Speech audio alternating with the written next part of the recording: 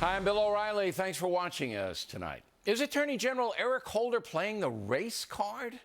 That is the subject of this evening's Talking Points memo. On Tuesday, Mr. Holder testified in front of the House Judiciary Committee about the IRS scandal and other controversies. As usual, the Attorney General said little, citing ongoing investigations that for years have yielded no public results.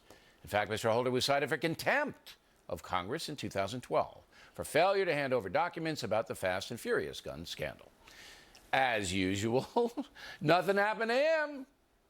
But that contempt action was cited at the hearing. I realize that contempt is not a big deal to our Attorney General, but it is important that we have proper oversight. Buddy. So you don't want to go there, okay? I don't want to go there? No. About the contempt? You should not assume that that is not a big deal to me. I think that it was inappropriate. I think it was unjust, but never think that that was not a big deal to me. Don't ever think that. Now, yesterday, speaking before the National Action Network, Sharpton's advocacy group, the Attorney General ramped up the controversy. I am pleased to note that the last 5 years have been defined by significant strides and by lasting reforms, even in the face of unprecedented, unwarranted, ugly, and divisive adversity. You look at the way the Attorney General of the United States was treated yesterday by a House committee. Had nothing to do with me. Forget that. What Attorney General has ever had to deal with that kind of treatment? Right. What president has ever had to deal with that kind of treatment? Mr. Holder heavily implying the House Judiciary Committee is giving him a hard time because of his skin color. Today on Fox and Friends, I said this.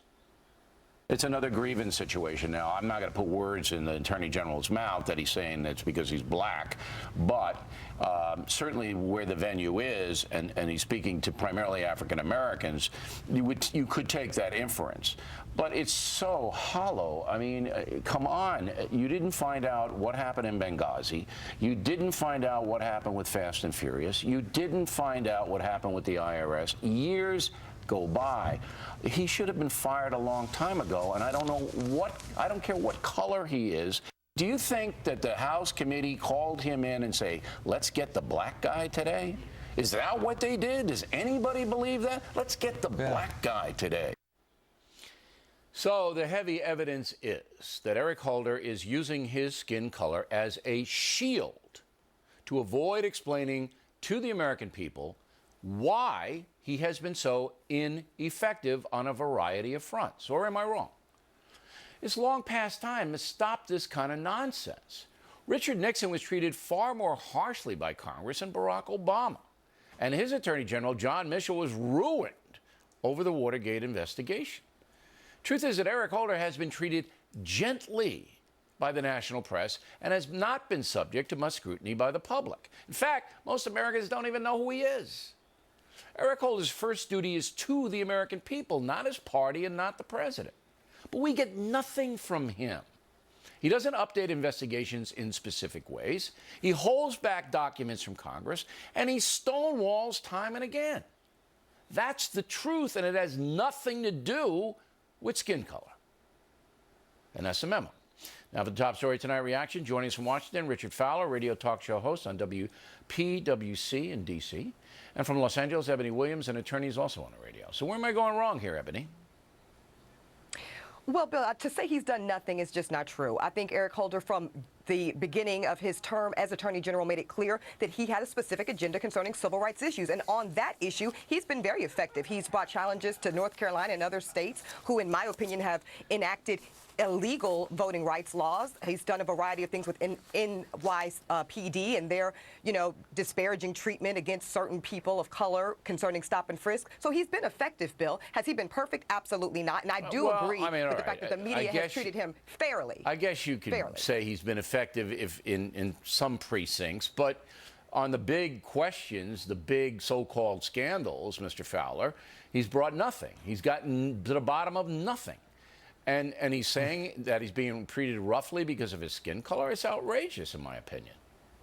Well, Bill, I wouldn't know if I don't think 5,000 documents turned over to the Government Oversight Committee and the Judiciary Committee is nothing. He's turned over thousands of pages of documents. They asked He's for specific documents, Mr. Fowler, specific documents they wanted to see to try to get to the bottom of this gun thing that's led to deaths. And he wouldn't give them to them.